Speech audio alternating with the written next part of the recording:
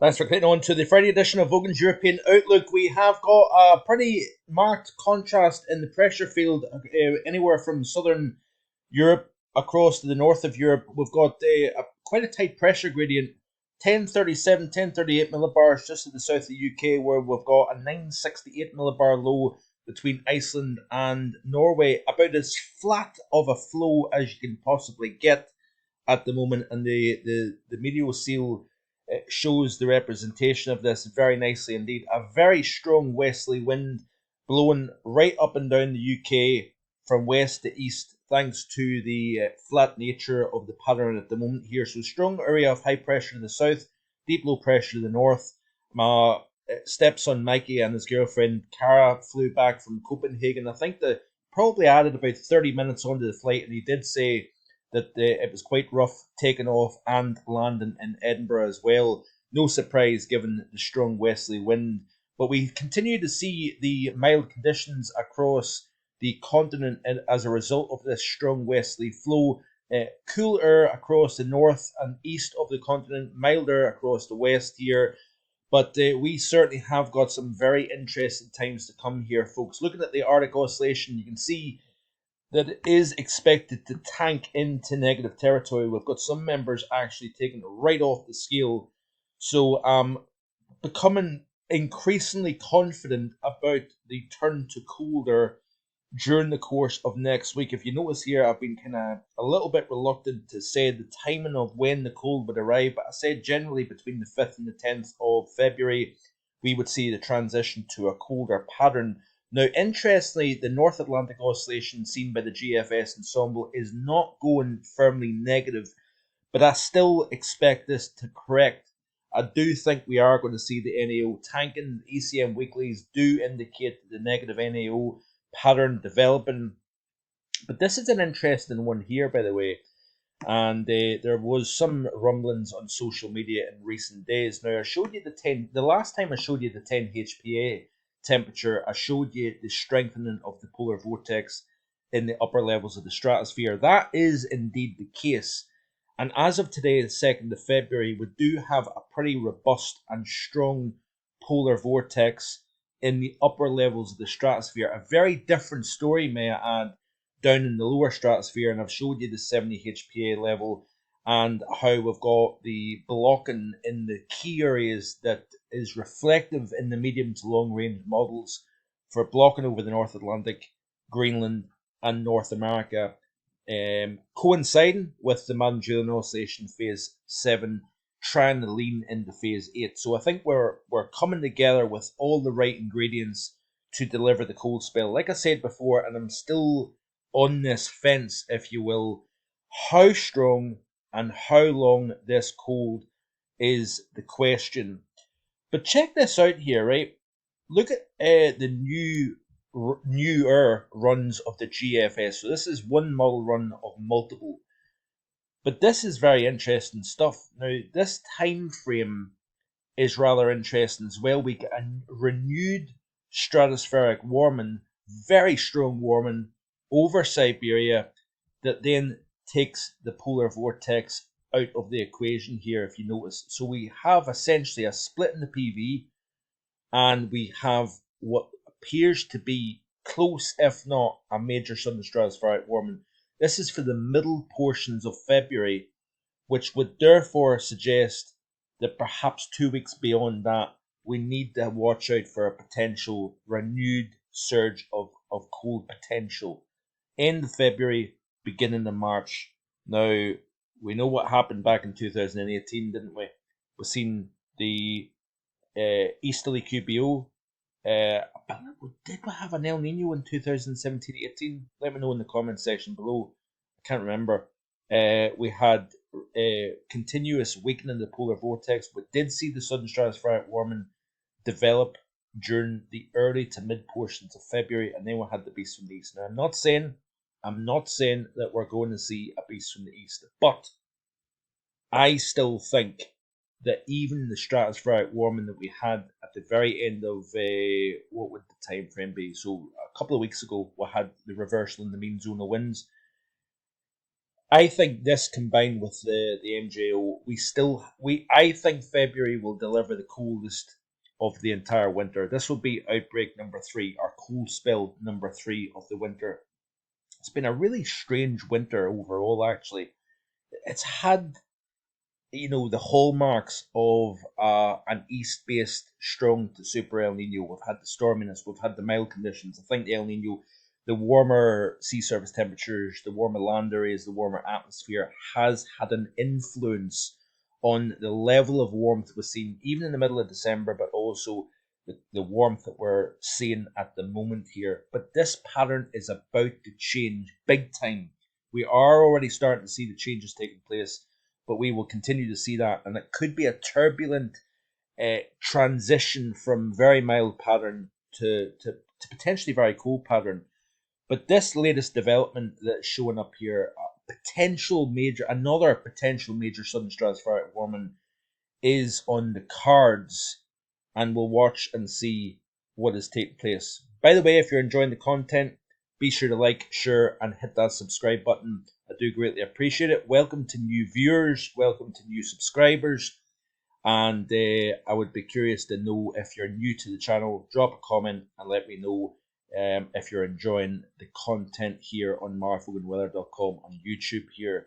So let's have a look and see what we're looking for as we go through the next week to 10 days. Upcoming 5 days off the GFS ensemble, showing warmer than average conditions across the UK, Ireland, and Europe overall. The 6 to 10 day is a change. We are seeing the change in the pattern. I think as we progress through next Monday to Friday, we will see a change take place. I think we substantially increase the chance of snow and much colder conditions, and this is the beginning of what could be a 10 to 15, possibly even 20-day spell of colder than average conditions across the UK.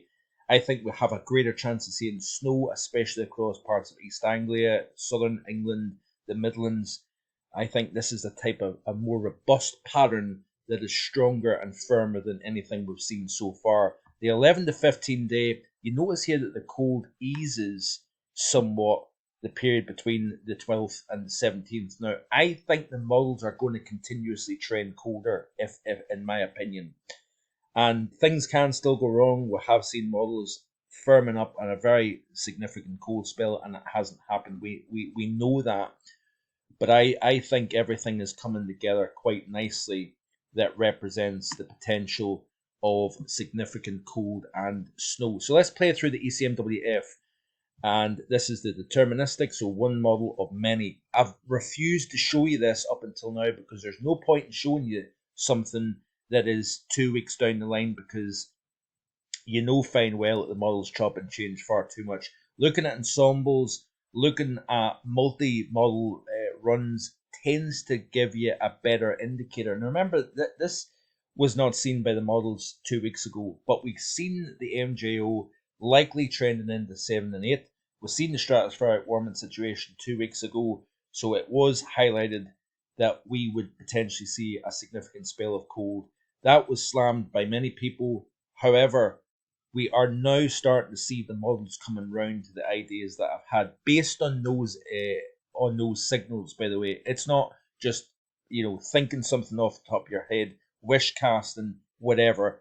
The evidence has always been there, and the evidence has been there throughout the course of December and January as well. Hence why I've had 8 out of 10 for both December and for January in terms of scoring what was said in the winter forecast. But we'll play through the ECMWF weeklies here, or deterministic, sorry, and we'll play through the loop. You can see here the high pressure lingering on to the south of the UK. That is never a cold signal, so therefore you have to suggest that we maintain this milder theme.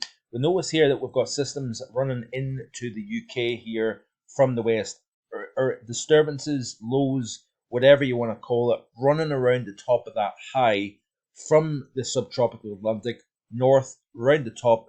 We're going to see spells of heavy rainfall, North Wales, Northwest England, Northern Ireland, western side of the Republic of Ireland, and Scotland as that flow comes in off the Atlantic. But you notice something, right? Notice here that area of high pressure becomes a little bit weakened here and we've got a little bit of a ganging up of the weather further north. By that I mean that we are going to start to see more of an influence of northerly, colder Arctic air trying to push southwards. And what is going to happen is we are going to see the battleground, so to speak, between warmer and colder air. So we've got a system running across the northern half of the UK, as you can see here, a bit of a hose pipe possibly connecting the mid-Atlantic with northwestern Scotland here, and we could have some significant amounts of precipitation running around the top of that high and within that feature here. But watch what happens as we move towards Tuesday and Wednesday of next week here off the model. You notice here the front sinks south. We've also got a cold area of low pressure that is now running that northerly flow, and that's going to push south over the UK. And all of a sudden, we go from mild to a cold pattern with a northerly airflow here setting up.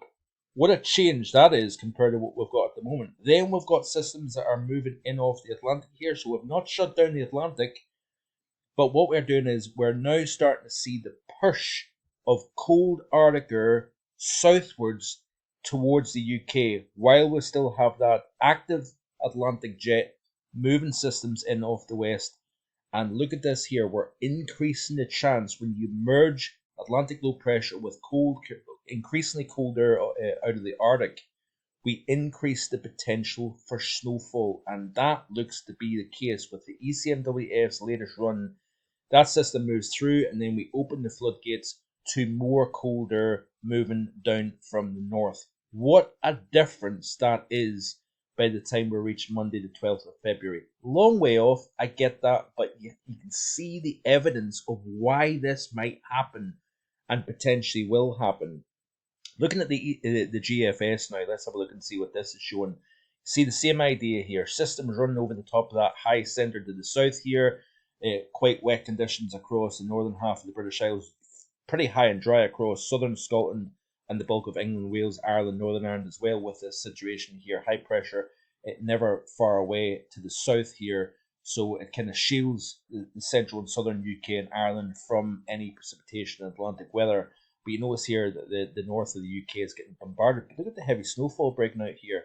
If we look at the 850 temperature chart, you can see why that's the case. Because we've had that cold air now subtly starting to come down from the north, meeting that mild air, meeting the system, running in between the two air masses, and you've got an outbreak of heavy snowfall here. Back to the overview chart, we play through the loop, and you can see here that we have more systems running through. There's that frontal system, Tuesday of next week, starting to sink southwards.